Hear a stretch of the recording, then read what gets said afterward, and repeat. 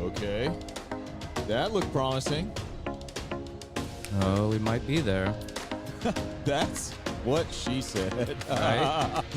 All right, well, there here we go. Hey, ladies and gentlemen, welcome to the Evan and Aaron Show presents the Red and Blue Soccer Chat. We had a few technical difficulties, but this crowd came through. The drunk crowd came through. I tell you, they they didn't through. even notice. Yes, guys, listen, thank you so much for joining us tonight on an unusually cold, bitter Oh, it is. cold. Yeah. I mean, I know it's February, but, I mean, my God, man. I'm not a fan.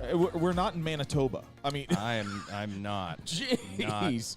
In any way, shape, Oh or form my a fan of God. what's going on. Yeah. This is... We apologize for the technical difficulties there. Not really sure what's going on. At first, I thought it was maybe a Facebook issue. Yeah, but maybe or- it's a connectivity issue. So Yeah. hopefully, at a minimum, this records somewhere and we can put it out. Well, I'm about to tell our crowd, hey, head on over to YouTube. Head on over to the YouTubes. Okay. So, excuse me for a minute, guys. Yes, they can find us under the Red and Blue Soccer Chat on YouTube. The YouTubes. We'll sort this out. Our interface, our studio, if you will, prompted me for an update right before the show, and apparently it unenabled a lot of features or something, because this was a real pain to try to reset up again. Tell me why I just did a shake and bake whenever you said that. Shake and bake. All right, head on over to YouTube. Head on over to the tubes. I should probably have a remote, keyboard here, but how many things? I don't think they're going to allow me to set up a home studio here. So anyway, let's get to it. Both of us are kind of, if I'm being honest.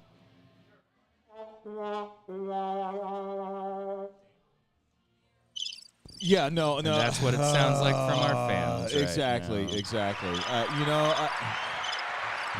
the problem. This is how we look on defense. Or there you go. What the hell's going on? Definitely that one. Yeah. Guys, Where do we want to start here? I don't care. I mean, I can wax eloquently about the Chelsea's. Well, let's. You want to start Chelsea? We can start with Chelsea. I think it's appropriate. And you got to be. Like we always say. A little bit. You gotta be a fan at the worst of times if you want to be a fan at the best of times. So, I guess my question to you is. Not really a lot of movement for you guys in the transfer window. Joao Felix went out alone. You sent a lot of players out, but nobody that was really contributing. Disasi, somebody else. I suppose I could just look at my handy little and here's the thing. Screen that's right in front of us. Ladies and gentlemen, you got to remember, too, we both have, full-time jobs during the day, and it's hard to kind of keep up with the mess that you Chelsea brought is in right now. two guys I've never heard of. No. Kendry Paez and Mathis Amugu. I think they're young, much like... and you sent 1, 2, 3, 4, 5, 6, 7, 8, 9, 10, 11, 12 players. I mean, away, 9 of them on loan, 3 undisclosed. None of them would have gone for any money. Ben Chilwell is probably the biggest that was the one. Contributor, because let's face it, Joao Felix, even though he's the biggest name, and for some reason got left on the pitch yesterday while our boy Pulisic got taken off when Milan needed a goal. Doesn't really make any sense. Yeah. Disasi, Joao Felix, and Chilwell and Chukwuemeka are the big names that really went out the door for you guys. Nobody big coming in, and knowing that you've got Nico Jackson hurt, and Kunku's not contributing greatly. Right. Sterling has really... Sterling? I guess he's on loan too, isn't he? Yeah, he's out. He's gone, man. You don't have anybody. Well, here's the thing. I thought about this long and hard today, and the fact is that there's two things at play here right now.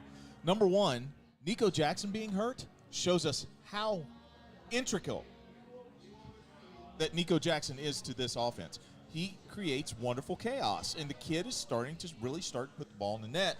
And because he's out, it creates this space. It creates this hole that, quite frankly, we haven't been able to fill. Well, there's nothing worse than a hole that needs to be filled. Oh, my God. Yeah. Okay. Yeah. Anyway. To be fair. To be fair. To be fair, you ran headfirst into that one. Yes, I did. And, I do that for you. Everything I do. The only thing more egregious today were the number of boob jokes during and after the PSG Brest game. I absolutely love watching those guys. It was where PHG hung 7 Woo. Yo. on Brest. Man. Oh, wow. Stop it. Anyway, we're going to get censored we're going to get into 3 fights in 9 seconds, like a hockey match. If that's what it takes. Yeah. But the second thing about Chelsea is this, is that once again, I think Maresca has his hands full in the fact – we just talked about press, and I said hands full. Look, somebody's watching, and I'm pretty sure it was you. It's me. But that counts? Yeah, it counts. It counts. That's so cheap. He has his hands full as far as trying to juggle this team, because once again, you're trying to put guys into spots that they haven't naturally been in with other guys from the main team. I hate saying first team, second team, blah, blah. Sure. But you know what I mean? Now he's forced into this position, and it's like, I don't know if we should have saw this coming. I don't know if he anticipated this coming, as far as, it takes one guy getting hurt to screw up the entire thing. Yeah. And I mean, you can say that's problematic for a team that had 59 guys on the first team. I'm not being facetious. I know. Look, we're supposed to be big clubs, and we're supposed to be able to handle certain things like this. Yeah. And we'll get to it with the United. It's just a sign of things when an injury here and an injury there can really derail your season. It'd be one thing if you're like, okay, it's Erling Haaland. Yes. But the problem is you need to be able to have guys that, obviously no one's going to replace an Erling Haaland, a Kevin De Bruyne. You's working to come good. Yeah. In Kunku, who's just not really been able to stay healthy long enough to get a run of games in. And then a supporting cast that has done okay. But where are the goals going to come from?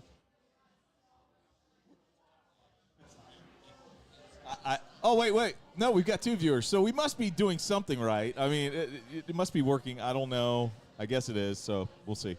I assume. I don't know. If you can, I don't. I mean, there's me holding. Can anyone comment on our video? Yeah. Can you hear it? Someone comment. It looks like we're getting broken up and things like that. So if we are, please let us know. We can reboot and try again. Who the hell knows? Yeah. Not really sure what's going on. So because of the technical difficulties, we're going to have an early halftime show. But that is going to work out just fine for my mental health. I don't know about you. Get this thing over with. Yeah. Let's get to the real stuff here. As ever, a big shout out and thank you to the good, fine people at Chatham Tap Fishers. Yes. They take care of us. You need to get in and really enjoy a game with the entire crew. Bring a jersey. They love that. And bring snacks. They love that, too. They will be open at 7:30 on Saturday morning for the Everton-Manchester United game. And for the record, I'll be watching that from a bar in Amsterdam. Ha, ha, ha. There we go. Taking care of business, as always. Absolutely. I'm good. Breakfast will begin at 9 on Saturday, so get you a donut if you're a little early for the 7:30. Feeling peckish. And then the normal time at 11. What's that? Or kolaches. Kolaches, yes. Bring kolaches in. I do spoil them with kolaches. Absolutely. And then 11 o'clock, regular menu on Sunday. Get in for all the fun and games. The bartenders are absolutely fantastic here. Absolutely. The food is delish. Consistently voted some of the best wings in town. I highly recommend the signature with blue cheese. Slanty.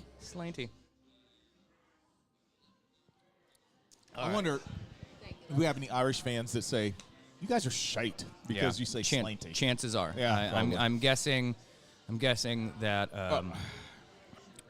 I can't find my mouse now. Oh, okay. Oh, my God. Looks like we're good. Oh, look we got at 4 this. views. Yay. Oh, my God. All tens of our listeners are out there tuning in. They're really going to be excited to listen to this podcast. So back to Chelsea. This is, and I really believe this, man, is that it is a manifestation of what you've said constantly, like over and over and over again. Either you're going to love this team when they're down or not. Yeah. You're going to love the team when they're up. You're going to love all the wins and everything like that. But when a team is down, the true fans are really showing their colors. And I think looking at some of the fora that's online, I'm encouraged. I think that for the forum I'm on, the one I'm on, most of the people understand, guys, this is a part of a growth process. We have key players that are hurt or gone. And the fact is that when you're used to running with a certain team, it's almost as if, guys, listen, if you have a favorite team and they don't have their running back the starting running back, it will impact their ability. You might win the game. Your quarterback may pull through, but you're going to have to make adjustments. Exactly. And I think this is what Maresca is facing now. He's like, okay, look, we have a run of games. These are your results. Let me get back to your fixtures. Yeah, let me see these fixtures. Okay, so we have Villa, which that is going to be an incredibly tough match. I hope we can draw. That would be great, just by the way we're playing right now. But then we go back to the bridge with Southampton. Now, here's my fear.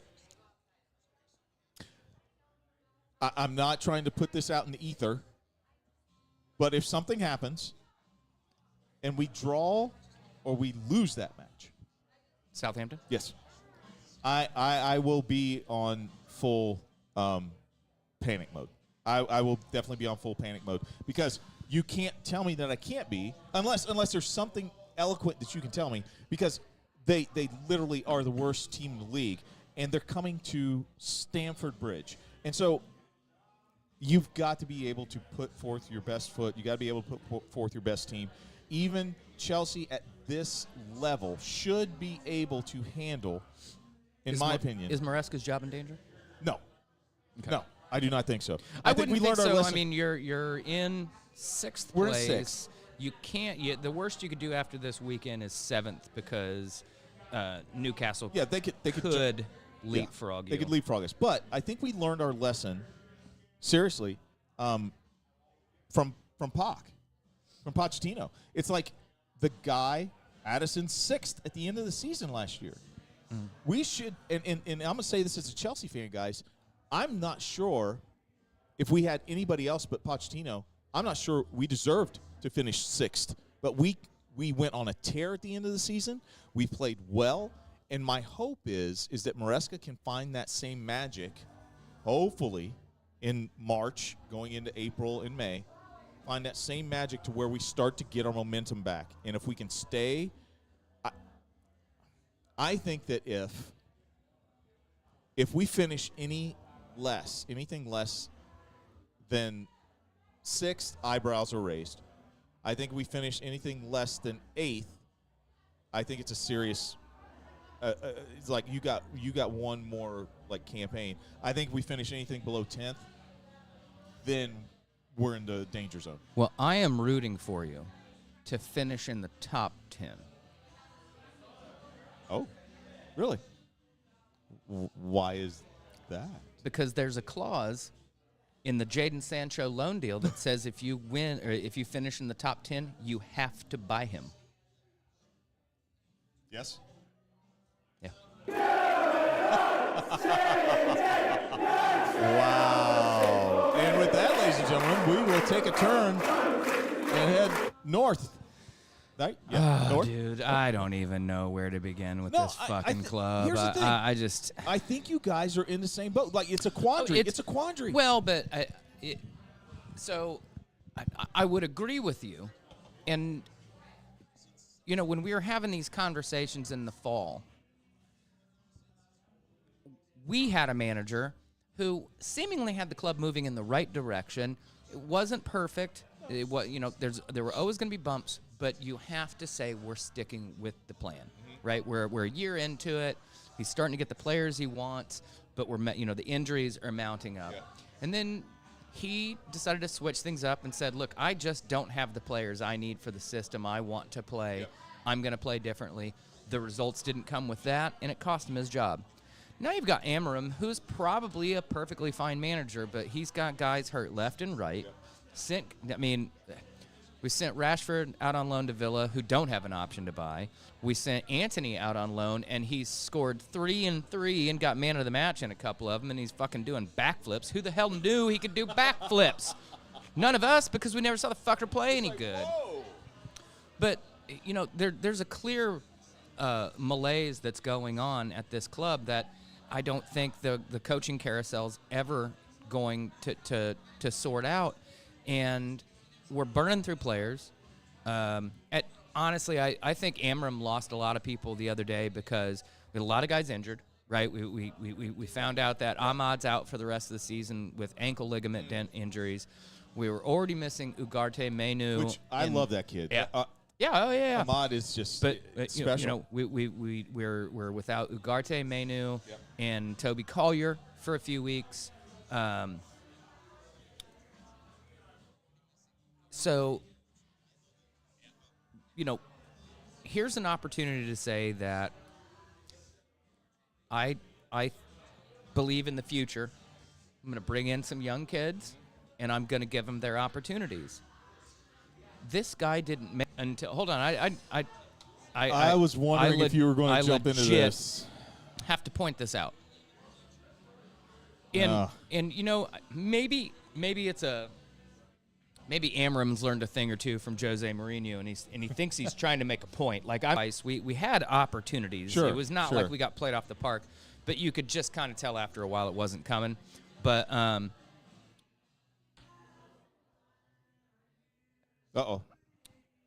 apparently the Gremlins are loose tonight. They are loose, guys. Listen, definitely having some fun with us here. Ton of technical issues. Not even sure what's happening at this point. Yep. So. I'm just gonna wing it.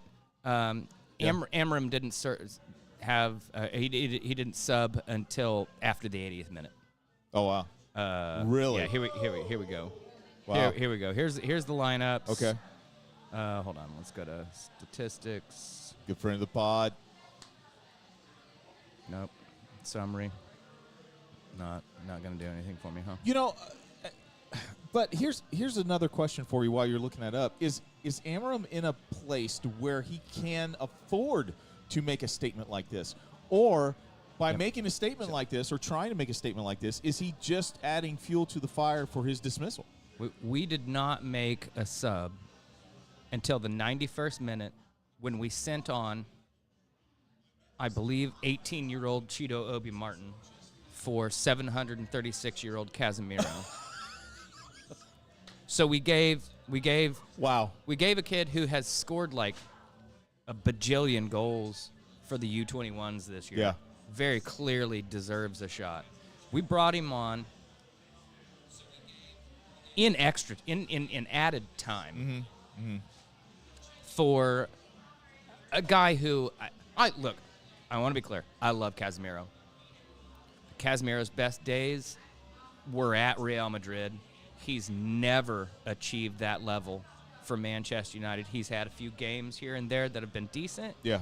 But he's never gotten himself back to that level of play where where you go to get your final paycheck nowadays. And you've got this young kid who's hungry and he's ready to go. And I honestly think needs to be brought into the first team to say, Rasmus, it's not good enough right now. And by the way, we got a physical specimen who's scoring goals in the U21s. Okay. You're a U21. You ain't scoring goals. So I think it's time for some competition. Yeah. And I want to see more of it. We brought several guys up and still didn't use them. Xerxes is okay. I like Xerxes. Garnacho huffed and puffed. But, I'm looking. I've never heard of Eli Harrison. Aiden Heaven just came over from Arsenal. Right. Harry Amos has been threatening to be played. Tyler Fredrickson, no clue. Jack Fletcher, yes, he's good, but he's again, I believe a midfielder, so we could have used him. Jack Morehouse, no clue. So, we put a lot of guys on the bench and then said, I don't trust you. We've thrown Patrick Dorgu into the deep end of the pool. I like what I've seen so far. He's raw. Sure.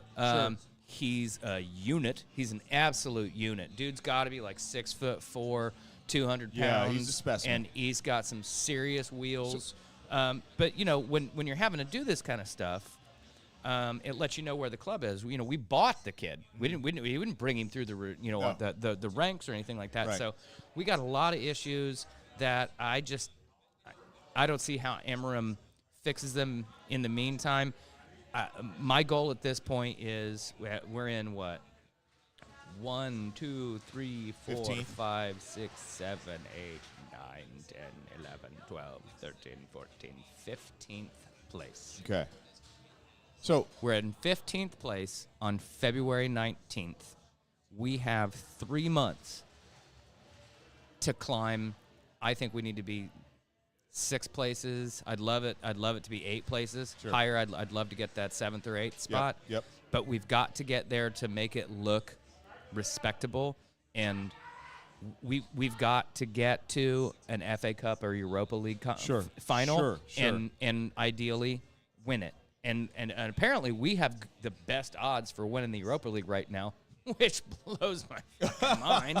Are you kidding me? you're like, really? We struggled with Leicester the other Wow. day. What are we going to do when we play against Rangers or somebody like that? So, well, I don't know. I'm frustrated, but you know that this is what being a fan is. You show up, you drink your pints, Yep, you do get that. your Jaegers, and then you go home. You don't let 22 guys ruin your Sunday. Well, you know, before we leave Manchester, I just want to ask, what kind of effect does this have on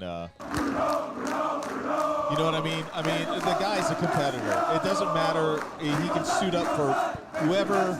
If it's Portugal, it's Portugal. If it's Manchester United, I mean, stuff like that. What does this do to his mindset? Yeah, it obviously puts him in a position where he has to begin thinking about, you know, what is my next challenge? How long can I afford to stay at Manchester United while we're not competing? You think it's that deep? It's that deep? I think there are several guys at this club that are having to have that conversation right now. Yeah, Okay. Absolutely. We have got to begin moving this boat in the correct direction so these guys feel good about it. I mean, Terrell Malacia played great for PSV today. Somebody needs to tell me what he wasn't doing, because I watched him overlap and put in crosses and kind of beat. I saw him beat a couple guys off dribble today too. Yeah. So we have no natural left-sided player right now, and we've sent him out on loan. Marcus Rashford, you're talking about he's not getting it. Okay, well, what's he not getting? Because I don't know what the hell you're trying to do, Amorim. I really don't. I understood Ten Hag's system because it was an inversion of Pep's system, and it made a lot of sense to me. It really, really did. I'm not sure what Amorim is trying to do, because there are moments where you see patterns of play and they're moving the ball specifically to certain sides of the field, and you're getting moments of this quick play and these chancy passes. Yeah. Oh, yeah. The problem is you're not good enough for it yet. You don't have the personnel for it, and what you're doing is giving the ball away in the middle third. Yeah. You're trying to play that pass, and you're giving the ball away in the middle third, and now guys are even more out of position. You're saying as soon as that ball gets played, that's your release. That's your trigger point, and everybody moves off that. Well, if that ball doesn't land at the feet of a Manchester United player, these guys have all moved into positions that now make us vulnerable. Yeah. And you see the way we give up goals now. Yeah. And it's similar to what was going on under Ten Hag, but the reason is different. Yep. And I have a problem with a manager who doesn't recognize the failure of his own system. Yes. Yep. And with that, guys, listen, we are going to go on to sunnier days. You know, I can't complain. You know, we brought guys into the camp that were pretty much MLS or domestically based. They did the job. 6 goals in 2 games, I think. 6-1 on aggregate, 3-0 in the second one. So a clean sheet's always nice. Yeah. You know, these are guys who are trying to propel their career. These are guys that are trying to, make a name for themselves in the national team at the MLS level and say, hey, I know I'm not there yet, but I want to be in that conversation. I've got a year for the next World Cup. I've got 5 years for the World Cup after that. In 5 years, if I'm 18, 19 years old, in 5 years, I want to be playing at a Dortmund. Yes. I want to be playing at an Everton or something like that. I want to continue the legacy of Americans. I want to be getting my minutes. I want to be playing Europa League, Champions League. I want to be demonstrating that we are good enough, and I want to be pushing these guys that are already on the team and as established players. Yep. And you look, Weston McKennie. Oh, man. Scored a banger this week. Tim Weah scored a goal today.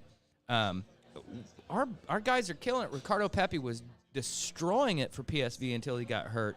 Sargent's playing well. Our defenders are playing well. Anthony Robinson's maybe one of the best players in the Premier League right now. So we've got these guys, and I think the younger guys can take positives from these wins, go back to their clubs, puff out their chest a little bit, and begin to say, I'm him. Yeah. I deserve my shot. I'm gonna keep my head down. I'm gonna keep doing this. Yep. Did anybody stand out to you? Well, I mean, because it was a lot of names that we weren't familiar with. Sure, but I am going to talk about a name that we are familiar with. It's Captain America. I mean, think about it, man. Who would have thought 2-3 years ago that we would, and you opened up with it, you were like, why the hell would you take Pulisic off and leave Neto in? I mean, that doesn't make sense. Oh, Joao, Joao Felix. Why would you do that? Who would have thought that, man? I mean, the American players right now I think that they have bought into what Pochettino is I agree. is putting down. They picked up what he's putting down, and they're like, look, guys, this guy has international experience. He has brought a club, and once again, Pulisic knows. He has brought a Chelsea club that was discombobulated. He got them to 6th place last year. This guy knows what he's doing, and I think that the veteran players, the players who are playing, across the seas, overseas, they see what he's putting together. And I think that is starting to, that's starting to disseminate amongst all the players. And you can even see it from these guys, the guys who are still here, the MLS guys, the guys who are, coming up in the ranks. They are loving it. Yeah. They're loving it, man. I'm going to answer my own question because I want to. Yeah. But I tell you what. Because I want to. Patrick Aguimang, talking about a unit in Cheeto Big Martin. Guy. This kid Big guy. is large. He reminds me of Daryl Dike, who, by the way, came back from his Achilles injury this week, so maybe he'll get back to form. Okay. What we want is having a bunch of guys pushing each other, competing for these positions, and feeling almost disrespected that they got left out because we've got so many guys. I want to see Marko Milijevic getting in there. Shout out to Shelby and her boy Ben Kramaski from Inter Milan. But then Caden Clark came on for him and scored a goal. I mean, we really had some good stuff here. It's Costa Rica and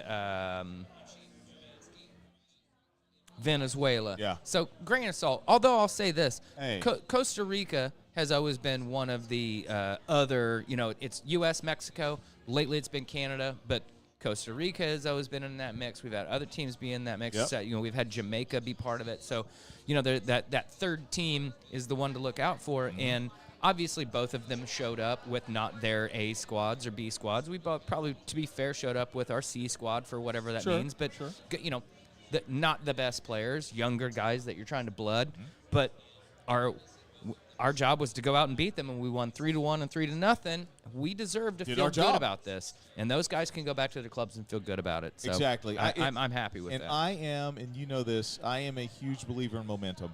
Yeah. But momentum can carry you through some bad play. It can carry you through injuries. It can carry you through a lot of stuff. But here's the thing. We have momentum, and we are somewhat healthy as a squad. So I am just so ecstatic about where the guys are going. So, and here's the thing. It wasn't. Sam Kerr can do no wrong in my mind. No, I love her. Yeah, it's I great. love her. But shifting over to the ladies. Yeah. The She Believes Cup kicks off tomorrow night. USA kicking off against Colombia and Australia playing Japan in the first tilt, if you will. Mm-hmm. I mean, based on what we did during the summer and what Emma, I just love Emma. She's fantastic. Yeah. She's brought in a nice mixture of players for this tournament. I'm not going to be arrogant, but I'm going to say I expect to win these games, and I expect a really good showing. But I also expect us, if we get a lead, for Emma to really bring on some players and get them the opportunities they need, because we know who's good. We know who's good. Well, and Emma is notorious for not in a bad way, but notorious for being able to the notorious EMM. Yeah, there you go. For being able to bring along young talent. I mean, she did it consistently at Chelsea. Mm-hmm. Nobody. My only disappointment is that Naomi Girma doesn't get to play for her at the club level. Can you imagine? Oh, my gosh, Naomi Girma man. going to Chelsea, highest paid player in the world, I think, or close to it. Yeah. But also the coach at Chelsea is doing a great job. You're in first. You're doing great in the league. We're going to be good. They've kind of come out of nowhere, too, as well, because Chelsea wasn't known for starting with the women's programs the way some of the other clubs had. So I was impressed that we really did just reload and not rebuild this year for the women's team. But I do think it's cool that Emma and Pac both came from Chelsea, so they have a relationship. They do. They've worked together, and they support one another. Mm-hmm. The women came to the men's game, the men are going to the women's games. I think it's phenomenal. We're seeing that so much more now that the women's games across all sports are really gaining ground. You're seeing Tyrese Halliburton at Fever games. Yeah. You're seeing the Olympic guys going to the women's Olympic games. It's phenomenal to see. So the future of U.S. soccer, both sides, both the men and the women, just I think we're going to make a cup run. The men are going to make a cup run next year. Whoa! Yes, they will. Yes, they will. Okay, well, let me end this segment by this. Are you still, if Jason Kelsey shows up to a Fever game, are you still going to try and get drunk with him? Hell to the yes. Are you kidding me? Yeah. That was the drunk crowd, ladies and gentlemen. I'm going to tackle him. Oh, okay. Excellent. I'm going to tackle him on... At midcourt. Tackle him at midcourt, and then just bear hug him. Just be like, dude. Actually, I'll probably just jump into his arms because he's 4 times my size. Exactly, He'll catch me in one hand while he chugs a beer. Ladies and gentlemen, what that does is it takes Get that mental image out of your mind. I'm jelly a little bit, man. Dang. Man. It takes us to our Hey Aaron segment for tonight, and I thought about Lord. this, and malort. No, oh Lord. Lord. Yeah. No, there will be no Malort. There'll be no, yeah. So tonight, here's what we're doing. We are playing over and under. Over under. If Aaron likes a team and the way they're going, he's going to say over, and he'll explain why. If he does not like a team, he's going to say under and say why. Okay. Oh, okay. I know that's opposite betting people. I get it. I understand. But it makes it easier to understand. I get it. And, I get it. we have been drinking. All right, so over and under. Here we go. Wolves. Shouldn't have closed the window. I'm going to say under from the standpoint that anytime they show a little bit of fight, a little bit of digging themselves out, it followed up with a poor performance. They don't really have the depth in squad that they need. I like them. I've had a soft spot for him for years. I liked him when the Portuguese coach was there. He's Santi. He's at Force right now. Yeah. So I do like them, but yeah, I don't. I could see them, and wish I hadn't shut the window. I could see them struggling to fight off relegation. Okay. All right. Next. Brighton. Over. I mean, you gotta say this team's been punching above its weight for several years now. Especially against Chelsea. They really seem to relish the fight. They're not intimidated by anybody. They've got talented players. At some point in time, they're going to have to make a decision to redouble some investment. Okay. And push on, or say, we are a top 10 team at best, and we're always going to be selling on our best talent. And I think a club owes it to itself to at least give it a try, to say, we're going to fight for it for a couple seasons.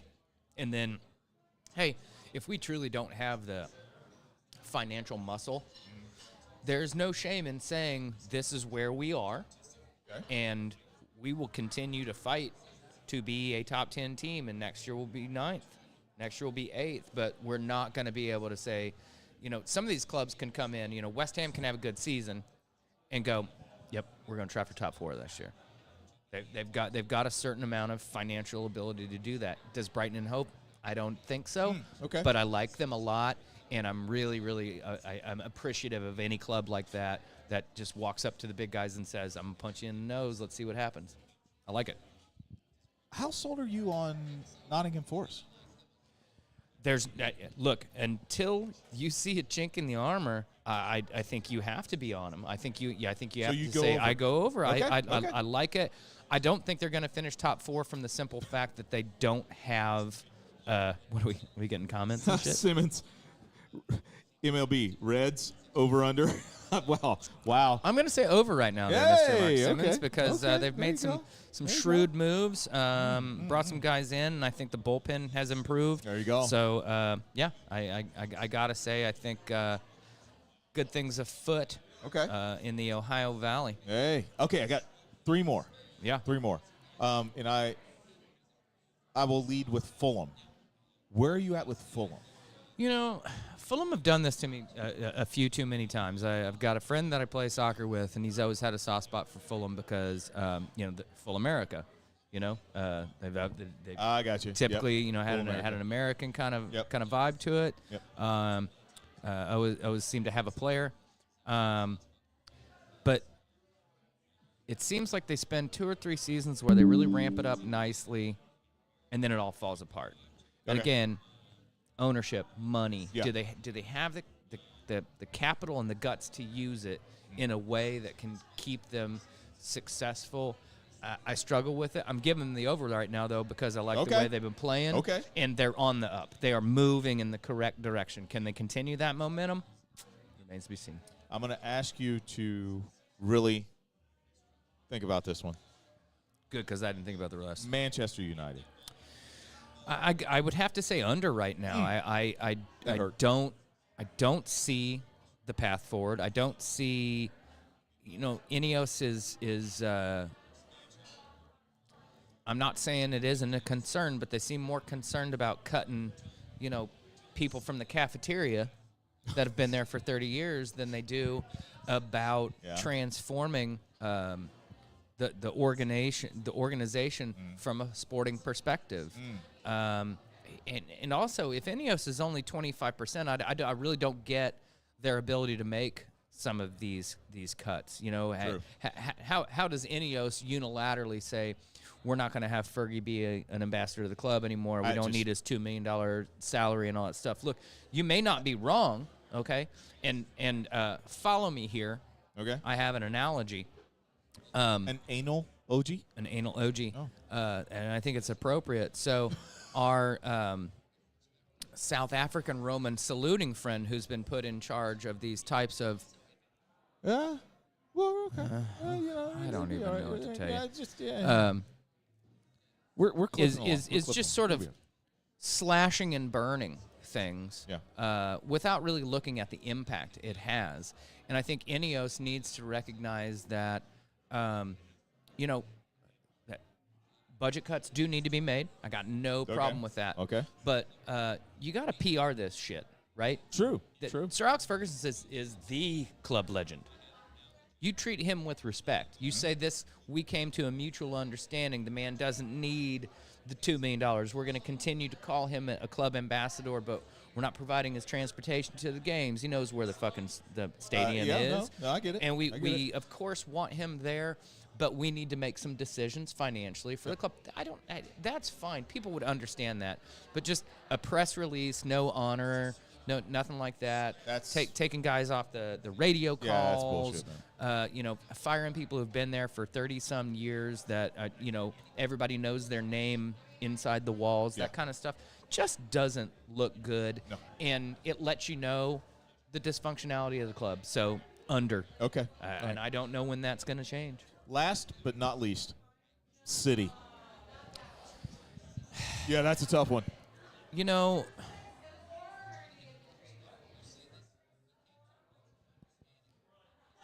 they are struggling. And it's fun to watch. But at the same time, they're in second place.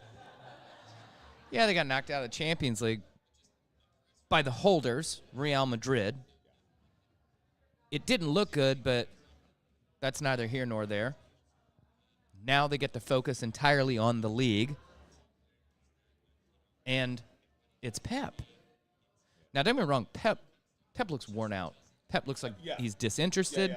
Yeah. I honestly think he signed the contract extension, as so many people do, so he can negotiate the next one once they part ways. Like, hey, I was on this much, blah, blah, blah, blah, blah. Yeah. I'm going to say neutral.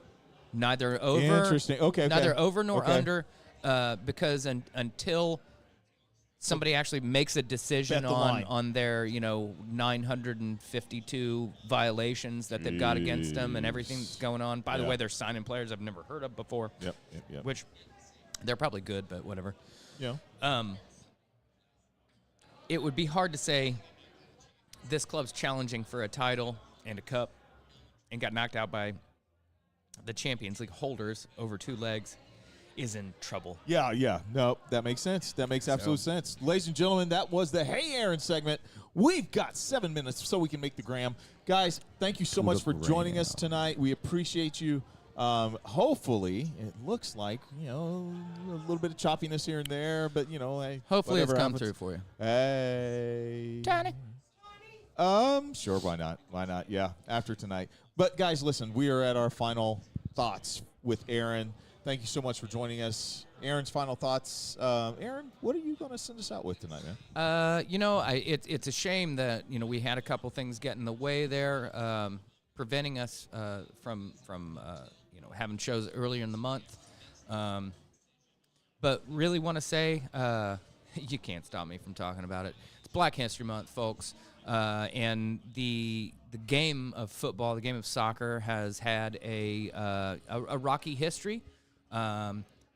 There's continuing player abuse. We saw it just this week at the weekend. Mm-hmm. You see it a lot when you get the Eastern Europeans and the African players together. There's just I'm not going to excuse it, but it is a different culture in the way they refer to one another, and I don't know why I went that direction to start with, but what I mean to say is we've come a long way.